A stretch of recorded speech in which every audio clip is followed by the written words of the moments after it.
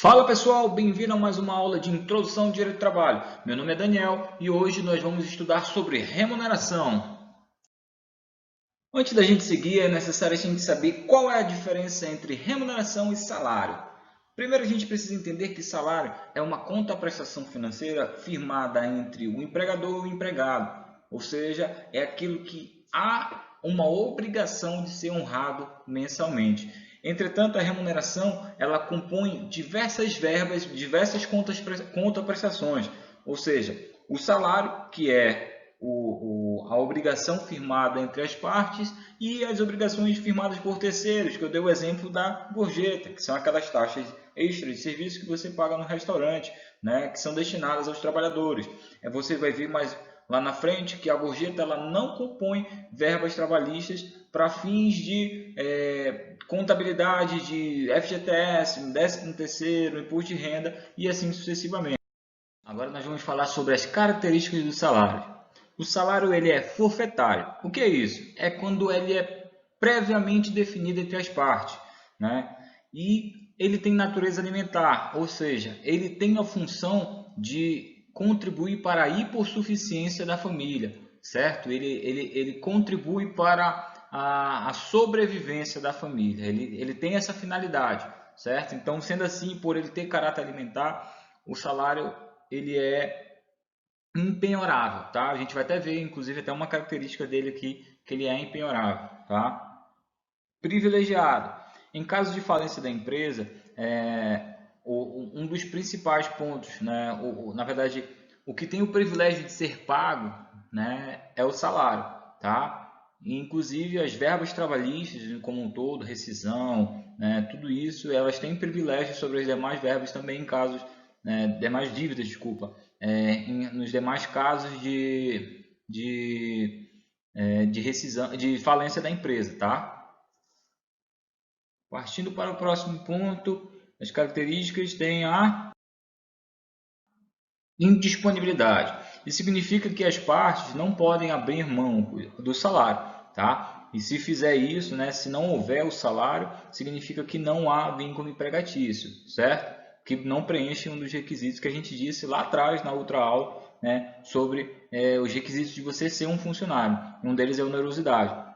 Então, para isso, o salário ele está indisponível, tá? Tem a periodicidade. O salário ele pode ser pago em qualquer que seja a modalidade de trabalho, ele não pode ser superior a um mês, tá? Não pode ser mais do que um mês, ou seja, você não pode trabalhar mais de 30 dias para receber um salário, certo? Não se conta assim pelos 45 dias, né? Acima disso não pode, tá bom? E não pode, eu digo assim pela questão, ó, o artigo, o que eu estou dizendo aqui acima de um mês, né? É claro, salvo comissão, percentuais ou gratificações, tá? Que de acordo com o que tem descrito no artigo 459 da CLT. E a continuidade, pelo fato dele não ser intermitente. Esse é o único ponto, né, que a gente vai até deixar aqui uma observação pelo fato do contrato intermitente. A modalidade do contrato intermitente, ela tem ela abre essa possibilidade, é a única exceção, tá bom? Mas em via de regra, o salário ele é contínuo, ou seja, o funcionário enquanto permanecer como trabalhador, né, ele vai receber, exceto nos casos de suspensão do contrato de trabalho, que a gente vai ver, né, no outro momento. E aí, seguindo, tem natureza composta, porque compõe salário base mais sobressalários. O que são os sobressalários? Além do salário base em si, são os adicionais, as horas extras, o adicional noturno, insalubridade, de periculosidade. A gente vai falar de cada um deles, né, no momento oportuno, mas vai ser dito sobre cada um deles, tá? E tendência à determinação heterônoma. O que é isso? Significa que esse salário ele pode sofrer uma intervenção por questões dos valores, né, por terceiros. Como funciona? Na prática, convenções coletivas de trabalho, certo? O sindicato dos trabalhadores com o sindicato dos empregadores, né, do sindicato das empresas, eles reúnem, né, anualmente para conversar e fazer um acordo coletivo, uma convenção coletiva de trabalho, tá? Para que abranja toda a categoria. né? E aí com isso há um reajuste no valor do salário, nos adicionais, nos benefícios, né? Benefício é alimentação, transporte, tudo isso há uma correção, um reajuste, né? Anual feito, e isso, né, tem que ser aplicado ao caso concreto, né? Tem que ser aplicado aos trabalhadores naquela questão daquele sindicato. Formas de produção para pagamento. Tá. O salário ele pode ser feito, né? Você pode trabalhar diversas formas para que o salário seja pago. Uma deles é por tempo, que é a mais comum, ou seja, você trabalha um mês e recebe, né, até o 5º dia útil do mês subsequente o seu salário. Tá? Isso é o mínimo legal, certo? E por produção, né? Que é quando não interessa o tempo que o empregado gastou para produzir, e sim o número de produtos produzidos, sendo que seu salário resultará da multiplicação total do produto pelo valor unitário do produto produzido. Tá? Isso significa que assim, se você é contratado por produção, né? A empresa contrata você para fazer uma determinada produção, e aí decorrente dessa produção, do quanto você produzir, você atingindo aquela meta, independentemente se você trabalhou 30 dias ou não, né, você vai receber por aquela produção feita, certo? E por tarefa, é dado ao empregado uma determinada tarefa para cumprir uma determinada idade de tempo, mas caso termine antes do tempo final, poderá continuar trabalhando e recebendo uma parcela extra, ou ser dispensado, retornando somente no início da próxima idade de tempo. Isso é por questões, por exemplo, vou dar um exemplo dessa por tarefa. Digamos que as pessoas que trabalham fazendo coletas de informações, de registro de energia ou de água, né, eles têm uma tarefa, que é fazer isso num lapso temporal. Né? Digamos que eles têm 2 semanas para fazer isso, e se em 2 semanas ele faz isso, faz essa coleta, entrega para todos, e o contrato dele é específico para essa tarefa, significa que nas outras 2 semanas ou mais de cada mês ele vai descansar, né, por ter já atingido a sua tarefa, certo?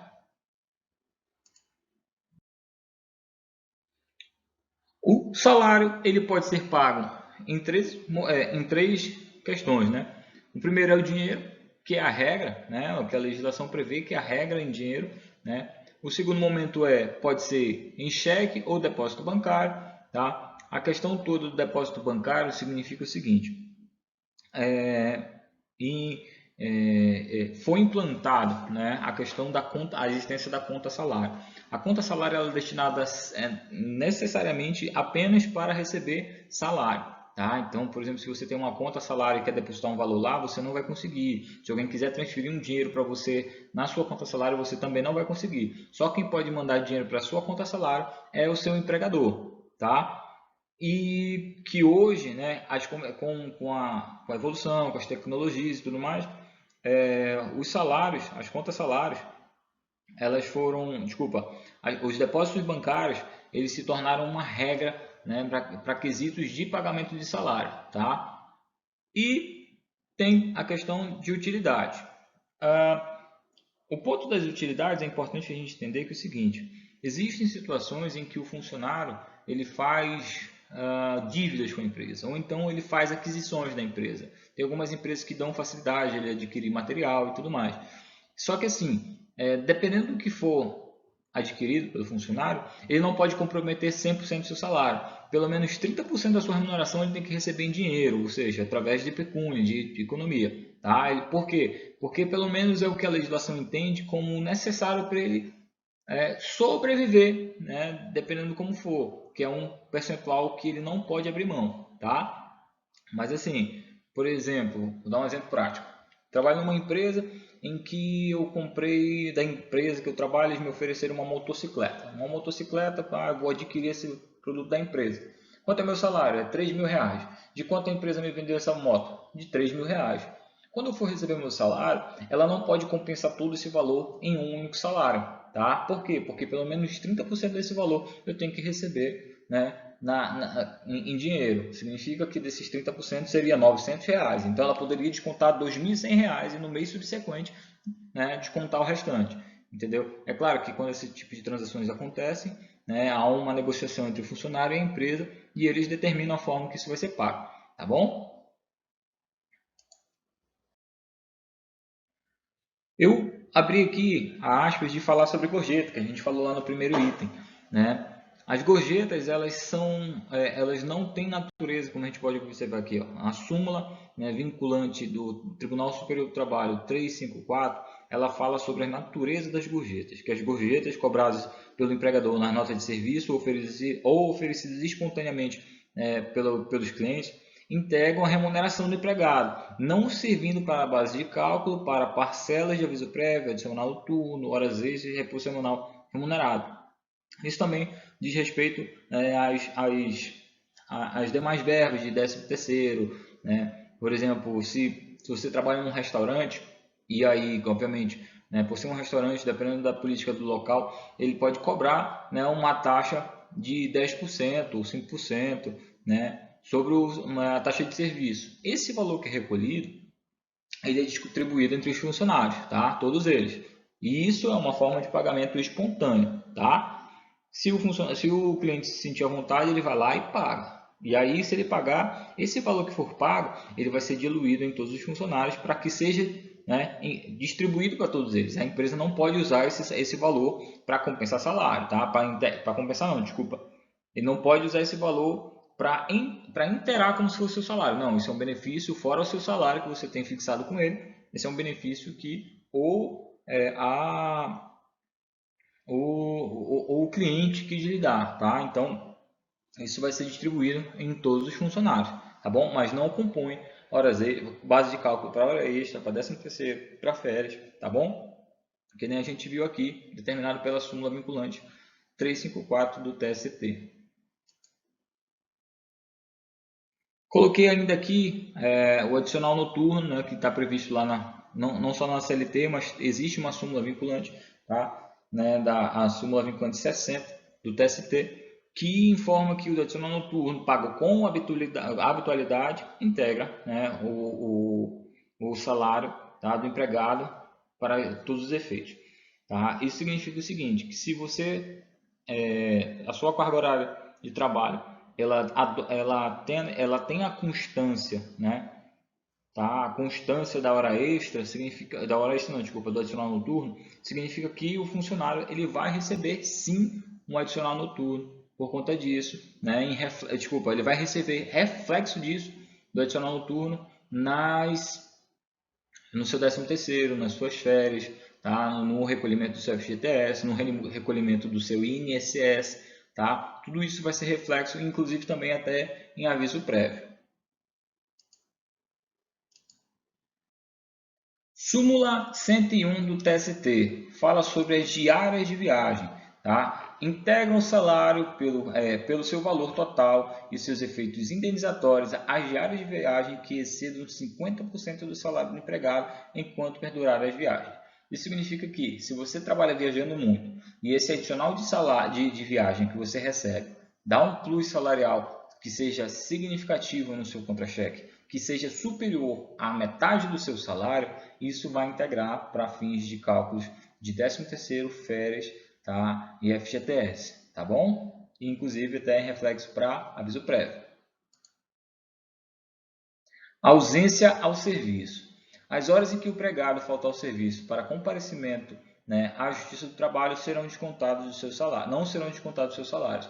Isso significa que, se você for convocado para ir como testemunha, ou se você tem um processo trabalhista, né, em que você tem a necessidade de ir, significa que esse horário que você for à disposição da Justiça do Trabalho, seja para fazer uma perícia ou não, né, ou numa audiência, seja o que for, mas que seja à disposição da Justiça do Trabalho, com a devida documentação, você apresenta para o seu empregador, e esse horário que você ficar à disposição vai ser computado como hora trabalhada, tá bom? Então você não sofre descontos por conta do mesmo. Parcelas não salariais. Tá? Quando se fala sobre parcelas não salariais, são aquelas que não integram os salários, certo? Que não tem reflexos em 13º, em férias, FGTS, INSS, tá bom? Isso são questões taxativas que a gente vê aqui, que está previsto lá no parágrafo 2º do artigo 458 da CLT. Quais são? O primeiro fala sobre vestiário, equipamentos e outros acessórios fornecidos pelos empregados para utilizar no local de trabalho com esse serviço. Educação, estabelecimento de ensino próprio, né? A primeira ali ele fala sobre farda, EPI, bota, capacete, todas essas informações, esses valores, essas situações que são dadas pela empresa não integram, tá? Educação, tem empresas que fazem investimentos nos seus funcionários, que elas pagam, custeiam a metade da sua graduação, um curso técnico, né? Pagam um curso técnico, pagam um curso especializante, um doutorado, um mestrado, enfim, na capacitação do seu funcionário. Esse valor que é pago ao funcionário, né, o que é disponibilizado a ele, não integra a verba salarial. Tá?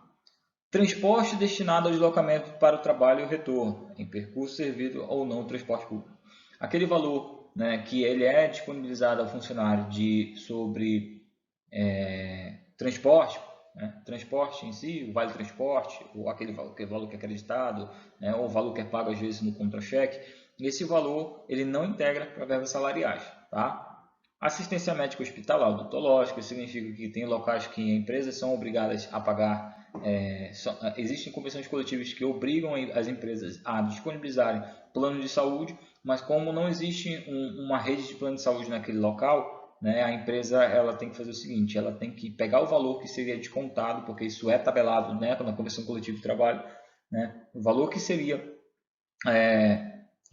descontado dele, ainda permanece o desconto, mas o valor que seria pago para pagar um plano de saúde para o funcionário, ele passa a ser depositado ao funcionário. Ele é pago diretamente ao funcionário, não é pago o plano de saúde, tá? Só nesse tipo de caso, nesse tipo de posse, quando não existe, né, uma rede privada de saúde em determinada localidade, tá bom? Seguro de vida e acidentes pessoais também não integra, previdência privada também não integra e o valor correspondente ao Vale Cultura também não integra, tá bom?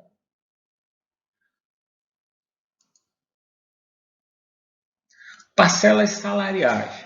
A primeira coisa que a gente fala aqui é sobre abono, né? O abono é uma antecipação do salário feito pelo empregador, cuja função precípia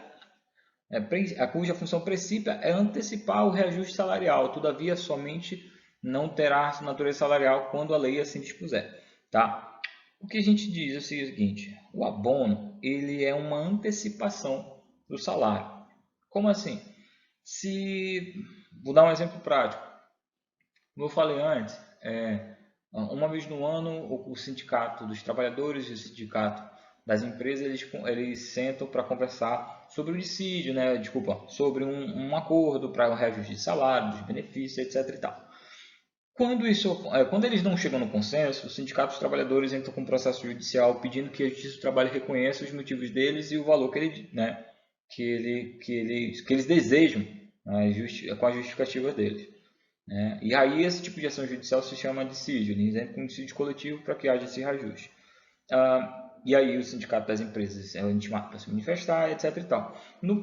E aí nesse exemplo, digamos que a empresa, o sindicato das empresas oferece, o sindicato dos empregados quer um reajuste de 8% e o sindicato das empresas quer um reajuste de 4%, né, a metade.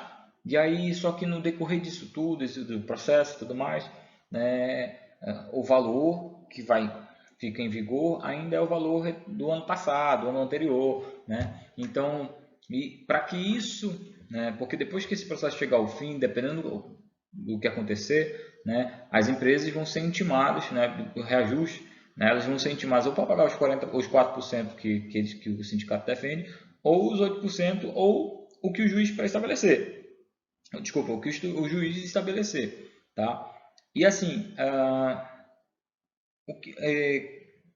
quando as empresas elas pensam assim, se eu chegar lá no final eu vou ter que pagar, então eu vou fazer assim, eu vou pagar agora, né, eu vou pagar agora somente os 4%. Ela pode fazer isso, mesmo que não tenha uma ação transitada em julgado, mas ela pode.